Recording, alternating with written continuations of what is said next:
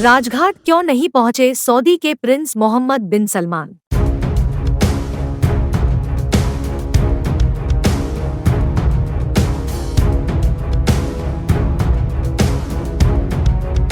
आइए देखें जम न्यूज इंडिया की खोज। फिलहाल G20 देशों के शिखर सम्मेलन में शामिल होने के लिए दिल्ली आए कई नेता महात्मा गांधी को श्रद्धांजलि देने के लिए राजघाट पहुंचे। हालांकि इन नेताओं में सऊदी अरब के क्राउन प्रिंस मोहम्मद बिन सलमान शामिल नहीं थे, जबकि वह सम्मेलन में हिस्सा लेने के लिए दिल्ली में थे। कई लोग ये जानना चाहते हैं कि सऊदी प्रिंस के राजघाट पर न होने की कोई खास वजह थी। हमारे जम न्यूज इंडिया के संवाददाता ने खोज लगाई कि जानकारों का कहना है कि राजघाट पर प्रिंस मोहम्मद के न होने का कारण महात्मा गांधी के प्रति किसी तरह का अनादर नहीं बल्कि उनकी सल्फी विचारधारा हो सकती है।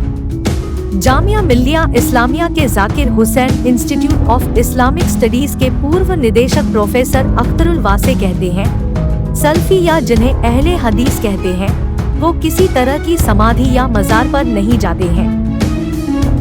इस्लामिक स्कॉलर ज़फरुल इस्लाम खान बताते हैं कि उनके सल्फी विचारधारा को मानने वाले यहाँ तोक्र को पक्का बनाना तक गलत है।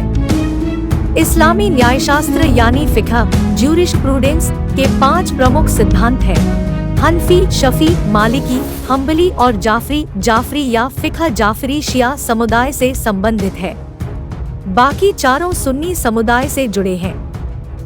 भारत में अधिकतर मुसलमान हनफी सिद्धांत को मानते हैं। सल्फी या अहले हदीस खुद को इन सब से अलग मानते हैं। उनका मानना है कि ये सभी विचारधाराएं इस्लाम के आखिरी पैगंबर मोहम्मद साहब के विसाल के बाद वजूद में आई है और ये इस्लाम को लेकर अलग अलग इमामों की व्याख्याएं हैं। इसलिए इनमें बहुत सी वैसी बातें शामिल हो गई होंगी जो पैगंबर मोहम्मद साहब के जीवन से अलग होंगी। अहले हदीस सिर्फ इस्लाम के पवित्र ग्रंथ कुरान और हदीस के अनुसार इस्लाम को मानते हैं। हदीस से आशय पैगंबर मोहम्मद साहब की कही गई बातें और अलग अलग समय में रसूल ने जिन कामों को अंजाम दिया उन पर आधारित संग्रह है।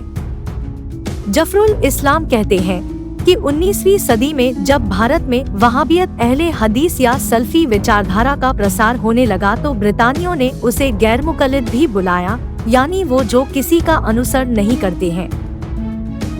प्रोफेसर अख्तरुल वासे कहते हैं, किसी तरह की घटनाओं से जुड़ी 3 जगहों पर जाना ही वो मुनासिब समझते हैं: मस्जिदुल हराम यानी काबा, मस्जिदुल नबवी और मस्जिदुल अक्सा। सऊदी अरब के मक्का में स्थित काबा का निर्माण इस्लाम के पैगंबर इब्राहिम साहब से जोड़कर देखा जाता है, जबकि मदीना में मौजूद मस्जिदुल नबवी में पैगंबर मोहम्मद की क़ब्र है।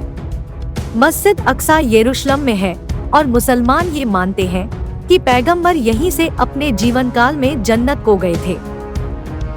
ब्यूरो रिपोर्ट जम न्यूज इंडिया।